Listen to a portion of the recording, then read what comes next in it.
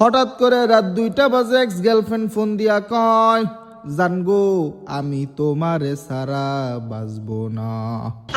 মনে মনে ভাবলাম মনে হয় তার বর্তমান বয়ফ্রেন্ডের সাথে ব্রেকআপ হইয়া গেছে। বাজানে আমার আজ থেকে প্রায় 2 বছর আগে আমারে বোকা মনে কইরা সাইরা গেছিল। তাই আমিও এখন প্রতিশোধ নেওয়ার উদ্দেশ্যে বোকা সাইজা উত্তর দিলাম, জানগো কি হয়েছে তোমার বলো না আমায়, তোমার কিছু হয়ে গেলে আমিও বাঁচবো না। ও পাশ থেকে আরো নাটকীয় গলায় বলল, তুমি বোঝো না জান, তুমি ছাড়া আমি একদম শেষ।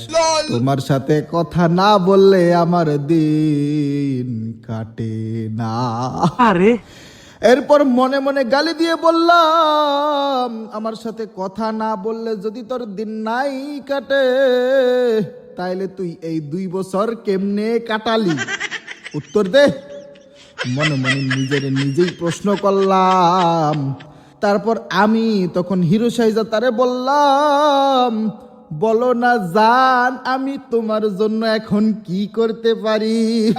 সে আমায় বলল, জান তুমি এখনই আমার বাসায় আসো, কারণ আজকে বাসায় কেউ নাই। মনে মনে আমার একটু সন্দেহ হলো, না জানি আমায় বাসায় নিয়ে কিসের মধ্যে ফাঁসাইয়া দেয়। কিন্তু আমার মন তো মানে না, আমার মন তো তার বাসায় যাওয়ার জন্য ছটফট করতেছে, ছেলে মানুষ বলে কথা। তারপর কিছু না ভেবে সোজা তার বাসার দিকে রওনা দিলাম। রাস্তায় থাকতে মেসেজ দিয়ে বলল, বাসায় কিন্তু পিছনের দরজা দিয়ে ঢুইকো। আমি বললাম, ওকে ঠিক আছে, তুমি যা বলবা তাই হইব। আমিও তার বাসায় চলে গেলাম। যখন পিছনের দরজা দিয়ে ঢুকবো তখনই দেখলাম কে যেন দৌড়াইয়া বের হইয়া গেল। কে যেন দৌড়াইয়া বের হইয়া গেল। আমি ভাবলাম হয়তো ভুল দেখছি রাতের বেলা। কিছু না ভেবে এক্সের রুমের মধ্যে ঢুইকা গেলাম। রুমে ঢুকে দেখলাম এক্স জানি আমার কার সাথে মেসেজে কথা কয়। যখন এক্সরে ডাকলাম তখন তার ফোনটা আমার হাতে দিয়া জোরে একটা চিৎকার দিয়ে বলল, আব্বু দ্রুত পেছনের দরজা দিয়া আসো।